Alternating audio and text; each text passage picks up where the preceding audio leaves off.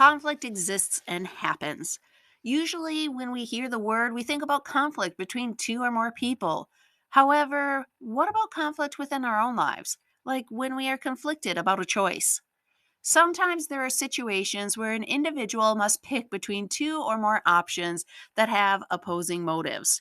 Kurt Lewin proposed different types of conflicts in 1931. Other psychologists have added to this list as the years have gone on. Now, for example, if someone has 1 year left of college but was offered to play sports professionally, they would have to make a choice. Do they finish their degree in case they get injured? Or only play a couple of years and then get cut? Or do they just go for it and play for as many years possible and prove themselves as a professional athlete while they're at the top of their game? This is a conflict situation. Lewin proposed three different types of conflict: approach, avoidance, and approach avoidance. There is another one that has been added to the list: double approach avoidance. Now, approach conflict is when a person has to pick between two or more attractive goals. If you have two offers from two different friends to hang out on Friday night, you have to pick one. But what do you do when you like both of them and you like what both of them are doing?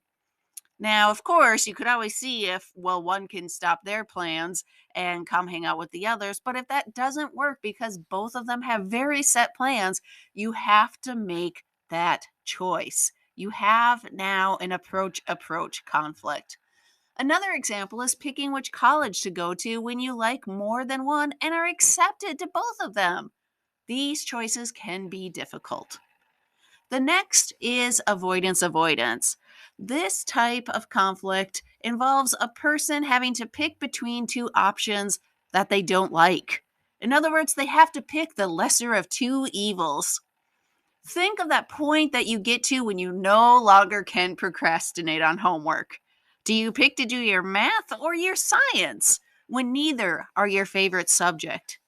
Or that point where you have to choose between washing the dishes or cleaning the bathroom because your house or apartment needs a cleaning overhaul. The next form of conflict is approach avoidance. This is when a person has to pick between a goal that has both attractive and unattractive options. If you want to pursue a certain career, you have to continue to go to school. For some, that's fine, but there are some that just really want to be done with school. And so when they get their high school diploma or they walk across the stage and get their bachelor's, they're not necessarily excited about the option of having to go to college for a few more years. But to go and attain that career, they'll do it. Another classic example is when you have to work extra hours to save money and not buy what you really want to at the time so that you can go have a wonderful trip in a destination that you have been dreaming about. The final is double approach avoidance. This is when you are having to pick between two or more unattractive and attractive alternatives. This is the form of conflict where we accept both the bad and the good. Now, say you just recently lost your job. You have been invited to a wedding where your good friends and family will all be, but you're ashamed to let everybody know all at once that you're no longer employed because you know that people are going to be asking about how are things at work.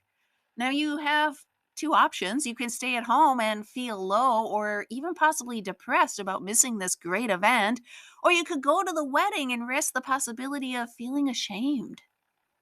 Another example is when you have to pick between driving farther away to get cheaper groceries or stay closer to home and get groceries at a higher price.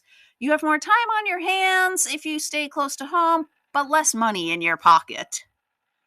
Now, there are some that pursue no conflict at all, which some people do actually list as a type of conflict, the no conflict. Now, someone pursuing this may be doing so for religious or philosophical reasons. However, this is not found on the list of various psychologist types of conflict.